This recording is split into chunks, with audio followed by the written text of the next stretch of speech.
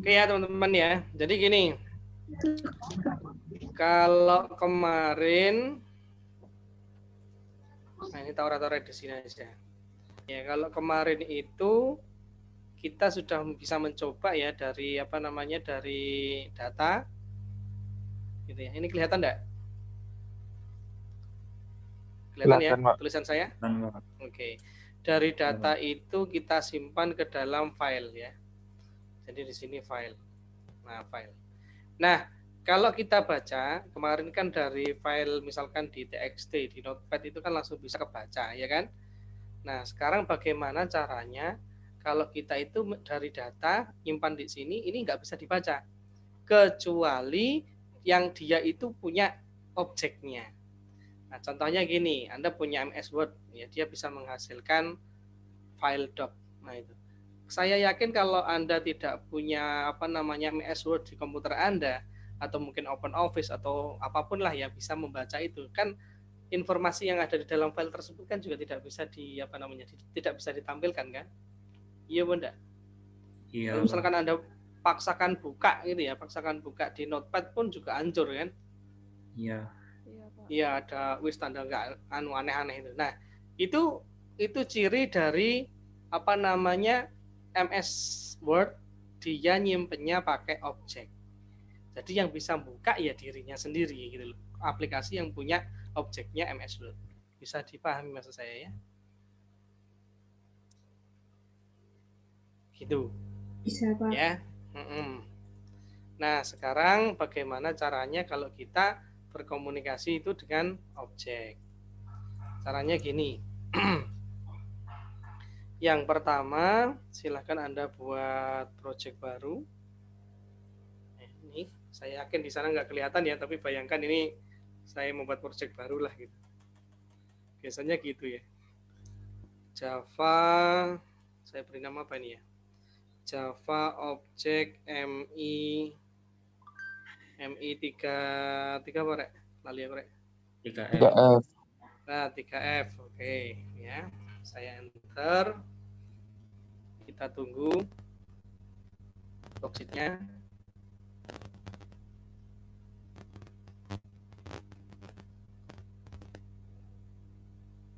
Nah, ini udah muncul ya. Ini ada di sini. Source Java Object MI3. Nah, ini sudah ada main kelasnya ya. Nah, sebelum kita membuat yang ada di sini ya, kita perlu membuat objeknya terlebih dahulu. Ceritanya gitu. Contoh ya. Di sini saya klik kanan, kemudian kita pakai Java class ya, karena objek itu nggak perlu dijalankan ya. Tapi nanti yang dijalankan adalah aplikasi yang tadi itu. Di sini objeknya saja yang yang dibuat. Misalkan di sini adalah gini aja, mahasiswa. Itu. Kemudian saya oke. Nah, di sini nanti akan ada yang namanya kelas mahasiswa. Itu ya. Nah, kalau ini nanti digunakan sebagai objek ya berarti kan nanti ada variabel di dalamnya. Mahasiswa itu biasanya apa ya, Rek? NIM, nama. INT, NIM, gitu ya. Kemudian string, nama, kemudian string, ya alamat. Terus cukup ya iki ya. Nanti diteruskan sendiri ya. Oh ya wes, string. Jurusan. Nah, ya kamu Bu. Nah, gini. Nah, biar ini nanti bisa dibaca dengan format apa namanya ada NIM, nama, alamat, jurusan di di kelas yang lain, berarti kita perlu menambahkan apa kira-kira di sini? Namanya adalah konstruktor. Betul ya, konstruktor. Jadi kita harus membuat konstruktornya di sini ya. Ya, mau caranya? Public mahasiswa. Mahasiswa. Terus dalam ini ya. Kurung. Iya. Pinter. Nah, di sini kita buat ininya, inputannya di situ ya. int nim, nim, koma, string string, nama, kemudian string nama alamat ya, alamat, kemudian string jurusan. Nah, baru nanti kita isi data yang ada di sini itu dengan yang variabel inputan di sini. Iya apa caranya? Nim sama dengan disebut. Iya, kebalik ya. This name. Oh iya, Pak. Jadi iya, harus ada ininya dulu. Ini tuh menunjukkan bahwa ini adalah variabel yang atas, bukan yang di sini.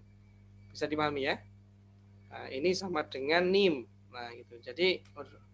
Jadi masukannya dari sini gitu ya. Ini masuknya di sini kemudian dia lempar ke sana, ke objek mahasiswa. Nah, begitu juga nanti di sini ya. This ya, nama sama dengan nama, kemudian this alamat, kemudian sama dengan alamat, kemudian this jurusan ya, sama dengan jurusan. Nah, gini. Oke ya. Nah, biar ini nanti bisa kebaca datanya di objek yang lain, kita harus menambahkan ini. Apa kira-kira? Ada yang tahu?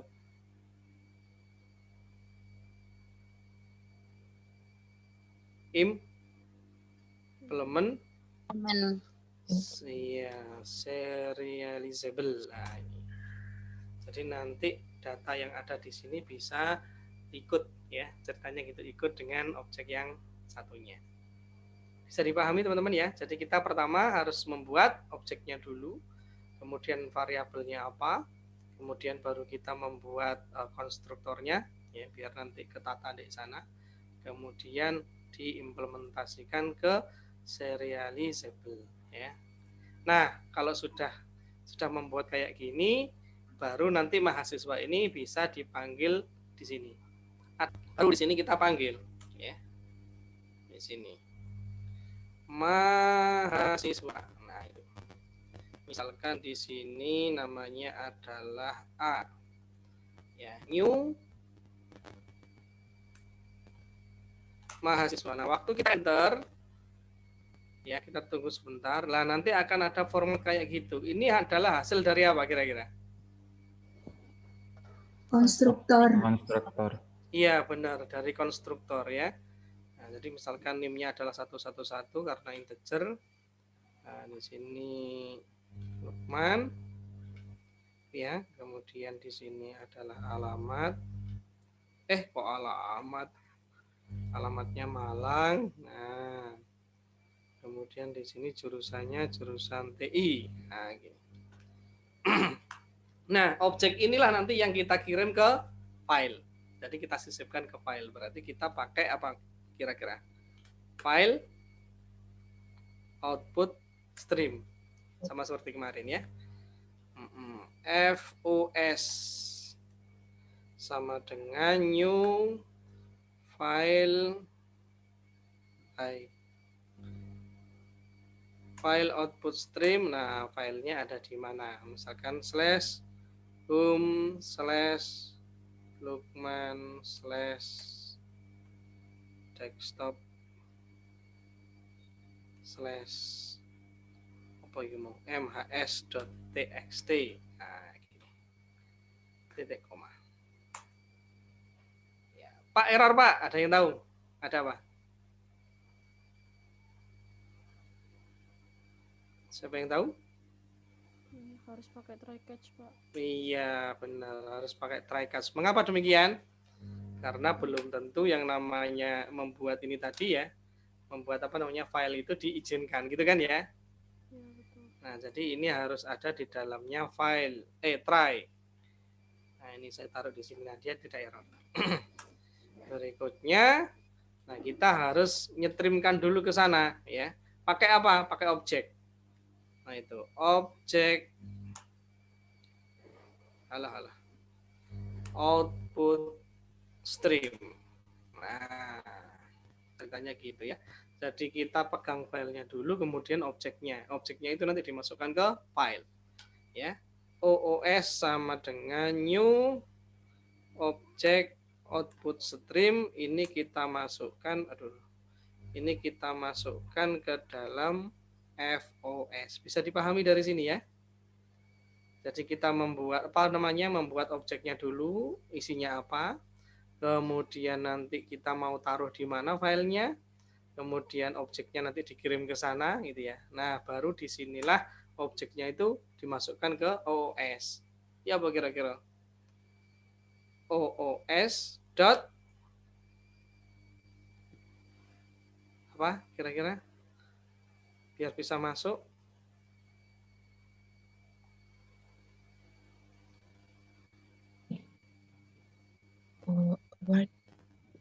Wait, Pak.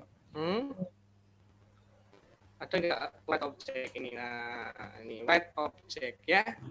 Write object itu dari mana objeknya? Bukan OOS, tapi A. Ini kan objeknya A, atau Rek? Paham Iya, ya? Pak. Paham. Nah, A itu mempunyai variabel banyak, satu NIM, nama, alamat, jenis kelamin. NIM, nama, alamat, jurusan. Nah, jangan lupa kalau sudah seperti itu, OOS.close. Nah, kemudian jangan lupa diapakan? OOS.close. Iya, filenya juga jangan lupa di close. Filenya tadi apa? FOS. FOS.close. Nah, gini. Jadi ini nanti datanya Lukman Malang itu akan disimpan berupa objek di file ini ya. Kita jalankan run file. Oke, selesai ya. Ini saya stop dulu. Sudah nyetop sana? Kita menuju ke desktop tadi. Namanya apa? MHS ya, nggak salah ini ya. MHS ini ya. Iya. Nah, ini kalau saya jalan, nah, kita tidak akan bisa membacanya. Jadi di sini terenkripsi kayak ini. Paham? Kan pernah ya baca file tapi ternyata kok filenya kayak gini ya. Paham ya? Pernah ya? Pernah. Nah, itu. Iya. Karena apa? Karena Gedit saya itu tidak punya objeknya mahasiswa. Ceritanya gitu. Nah, bagaimana caranya biar ini bisa kembali, Pak? Yo, caranya kita harus membuat sebuah aplikasi yang dia itu di dalamnya juga ada formatnya mahasiswa. Ceritanya gitu. Ya pakai objek lagi. Jadi nanti dibaca kemudian dikembalikan ke objeknya. Nah, caranya seperti ini. Di sini ya, kita perlu buat di sini aja enggak apa-apa saya kira. Ya, klik kanan, kemudian Java main class. Di sini ini kelihatan kalau sekarang ya? Kelihatan, Pak. Oke. Nah, ini saya beri nama new baca objek. Kalau tadi kan menyimpan ya. Nah, sekarang di sini bacanya. Nah, kita pakai try biar nggak error. Nah, kira-kira kalau membaca pakai apa ini? Perintahnya. File reader. Iya, file input stream. Input. Ya. Fish sama ya nggak apa-apa sih, file pakai reader juga boleh kok nanti ya. Nanti terus dimasukkan ke objek juga boleh. File input stream sama dengan new file input stream. Nah, ini filenya di mana?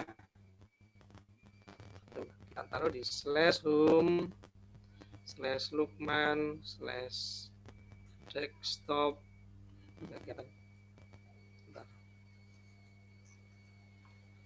Desktop / apa tadi ya, MHS ya, .txt kalau nggak salah gini, titik koma. Nah, kalau sudah dibaca, dipegang filenya, berarti kita masukkan ke objeknya.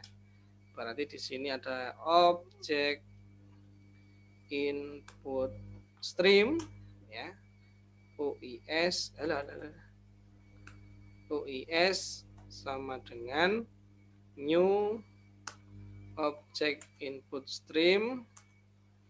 Terus nah, ini dari fish ya. Jadi filenya ini dibaca kemudian nanti ditaruh di objek. Nah, baru di sini nanti kita letakkan di mana tadi? Di mahasiswa ya. Nah, berarti di sini kita perlu menambahkan satu variabel objek MH mahasiswa. Nah, gitu. Misalkan di sini saya taruh di B namanya, boleh. Ya, mahasiswa B ini dari ya, mahasiswa. Oke, ini saya taruh objeknya dari OIS.read object dan tidak read object. Oh, ini ada ini. Nah, ini. Ya, jadi waktu nge-read object ini kan kita tidak tahu formatnya, teman-teman ya. Makanya di sini kita perlu apa namanya? Kita perlu panggil lagi objeknya biar ini nanti sesuai dengan susunannya yang ada di mahasiswa. Bisa dipahami? Bisa ya? Bisa. Nah, kalau sudah dipegang gitu ya. Nah, ini kita bisa cetak sebenarnya ya. Cetak. Datanya adalah nah gitu ya. Kemudian ditambahkan dengan B saja. Coba ya, B saja. Nah, ini waktu saya running. Seret. Nah, datanya adalah Mas amburadul ya. Java mbuh gak ngerti add gini. Nah, ini karena kita tadi itu ya di dalam objek itu masih banyak apa? Variabelnya. Ngerti maksudku? Tadi kan di dalam objek itu kan ada NIM, nama, alamat, jurusan toh. Iya, Pak. Nah, kalau kita langsung nyetak semuanya, ya harusnya nanti di mahasiswa di apa namanya di objek mahasiswa ini ditambahkan sebuah metode untuk nyetak. Nah, biar nanti langsung. Nah, kalau seperti ini ya nggak ada apa-apanya ya berarti kita harus satu persatu. B. Mana NIM-nya? Oh, ini NIM. Ya, NIM. Nah, gitu. Ini data, bukan datanya ya, tapi NIM. NIM adalah, nah kayak gitu. Kemudian kita taruh lagi nama.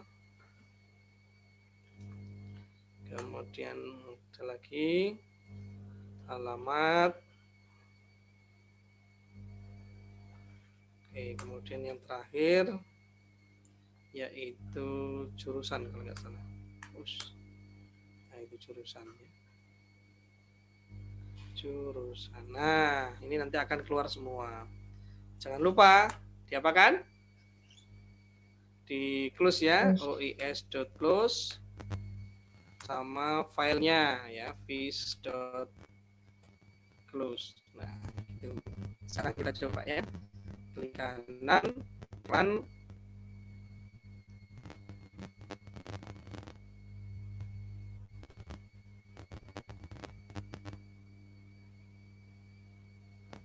Nah, ini NIM adalah 111 datanya Lukman Malang TI ya kan, bisa kebaca. Balik mana? Nah, kalau sudah gini ya, objek seperti ini kayak mahasiswa itu bisa bisa dibuat kelas sendiri atau Anda bisa memanfaatkan yang namanya vektor. Jadi ada perintah vektor itu nanti mirip seperti objek ya. Jadi kita bisa ngisi di sana, itu bisa. Nih, saya beri contohnya ya.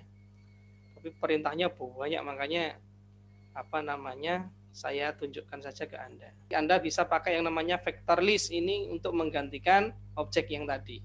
Tapi nanti prosesnya sama ya, prosesnya sama. Nah, kalau di sini pakai buffer reader sama ya. File input stream itu juga masih ranahnya filter stream ya. Di sini juga filter stream, tapi dia pakai buffer reader. Kalau tadi ada usulan, Pak, bagaimana kalau misalkan pakai file reader? Boleh, ya, karena itu masih dalam satu naungan filter stream, ya, gitu. Nah, jadi dari vektor, kemudian di sini itu ada buffer reader, misalkan kita beri nama reader, ini buffer reader, kemudian di sini inputannya dari mana? Jadi kalau di sini kan inputannya dari apa ini kira-kira sistem ini dari apa? Bisa dibayangkan, kira-kira dari apa itu? Konsol. Ya, dari konsol ya. Nah, kemudian dari konsol kita ketikkan sesuatu, rencananya gitu ini. Ya, nah baru nanti gini, file input stream ya. Jadi sesuatu tadi yang nanti kita tulis itu akan dimasukkan ke dalam sini. Nah, kemudian sama seperti tadi ya, objek input stream. Nah, kemudian nanti dibaca objeknya kayak tadi. Nah, tetapi kalau tadi itu langsung masuk ke objek, yang masuk ke objek mahasiswa, di sini vektornya saja yang dimasukkan. Jadi kita tanpa membuat objek baru seperti tadi, membuat kelas baru mahasiswa tadi tidak perlu. Kita pakai vektor. Jadi ya objeknya sudah ada di dalamnya sini ya. Itu. Kemudian ini kalau mau membuat baru ya berarti new list sama dengan new vector gitu ya. Nah, kemudian nanti ini ada tampilan. Jadi for dalam kurung titik koma ini artinya dia mengulang terus ya sampai nanti dihentikan. Jadi di sini sebenarnya sama seperti do while ya atau while saja. Nah, for itu bisa dipaksakan menjadi seperti ini, seperti itu. Ya, tapi kalau secara aturan itu ya sebenarnya for itu pasti perulangan yang dia sudah tahu perulangannya berapa kali. Nah, ini kita paksakan ya for wis pokoknya ngulang terus. Nah, gitu loh ceritanya. Ini ya. Berikutnya kemudian di sini nanti akan ditampilkan menu-menu ya. Jadi misalkan kita pilih nomor 1 itu nanti untuk untuk menambah datanya ya. Kemudian 2 itu untuk hapus datanya. Itu kemudian ada 3 itu untuk menampilkan data yang sudah tersimpan ya, 4 itu untuk benar-benar menyimpan dan keluar aplikasi. Nah, itu karena di sini kan posisinya for ya. Jadi ngulang terus. Kalau nggak di close ya tetap ngulang terus nanti. Nah, itu. Baru nanti di sini ada masukkan ya. Masukkan di sini, pilih yang mana gitu. Nah, setelah itu di sini kita pilih ya. Kalau misalkan dia itu milih angka 1 ya, maka dia nanti akan ada tampilan kayak gini ya, enter item, masukkan item.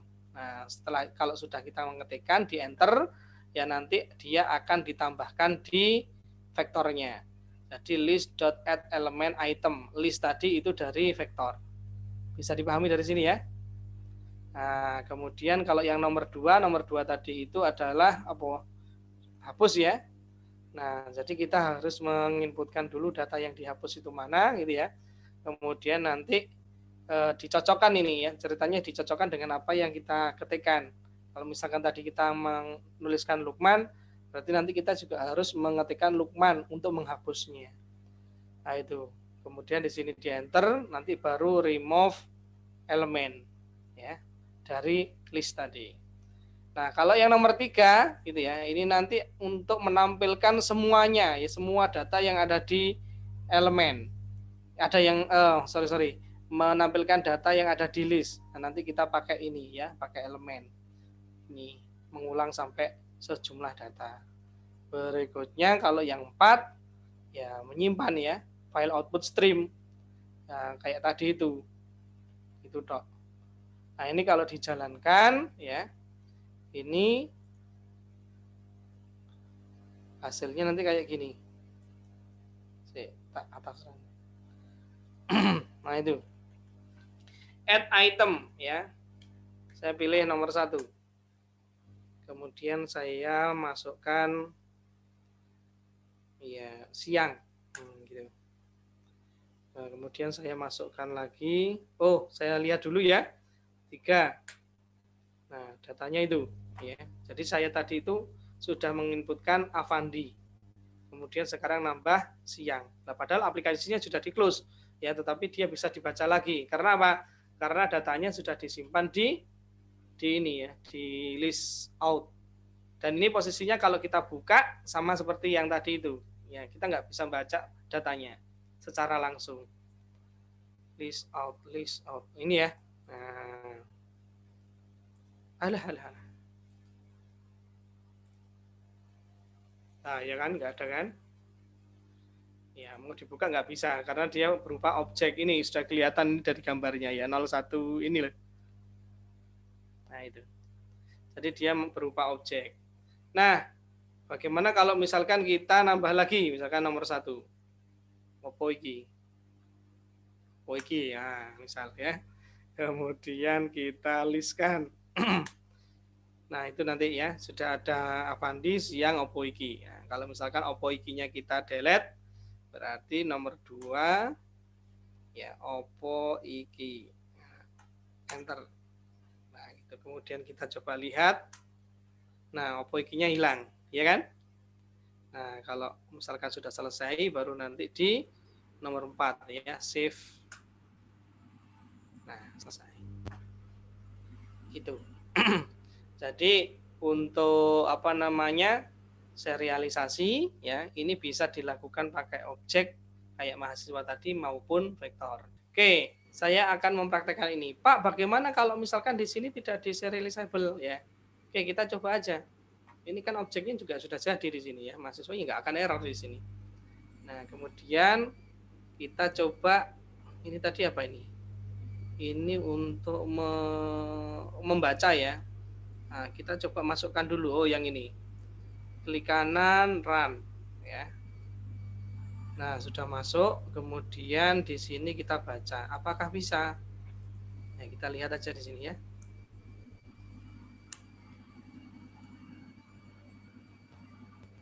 Nah, ternyata tidak bisa dibaca, Mas, Mbak. Ya, karena dia tidak diserialisasi. Ini loh, gak ada hasilnya apa-apa. Oke ya, bisa dipahami ya. Jadi wajib yang namanya objek itu harus dibuat ini ya, serialisasi biar nanti datanya di sini juga bisa dibaca di kelas yang lain. Oke, ya kalau tidak ada pertanyaan, saya kira untuk pertemuan hari ini saya cukupi gitu ya. Nah ini ada tugas tambahan untuk Anda. Silakan Anda mempraktekkan ini lagi ya. Kemudian tambahkan perintah agar datanya itu bisa diulang-ulang. Ngerti maksudku? Kayak tadi itu loh, kayak yang di vektor. Ya, tetapi ini datanya mahasiswa. Paham maksudku? Ya, jadi Anda mengerjakannya pakai yang mahasiswa ini. Itu bukan yang vektor ya, tetapi tolong buatkan tampilan mirip seperti yang vektor. Jadi nanti ada tambah data mahasiswa. Jadi tambah NIM, nama, alamat, jurusan. Ya, enter, nyimpen. Nah, gitu. Kemudian menampilkan data mahasiswa. Berarti siapapun yang ditulis di sana, pernah ditulis di sana nanti akan ditampilkan. Gitu. Minimal itu aja, nggak usah delete lah, kasihan saya ya. Jadi Anda hanya menginputkan, kemudian menampilkan kembali, tetapi banyak data. Oke? Ada yang ditanyakan? Nah, bonus ya bagi yang bisa menghapus data yang ada di objek. Nah, itu tuh nilai bonus. Jadi kalau harusnya itu dapat 100, ini nanti dapat 150 nilainya. Keliwat. Enggak apa-apa.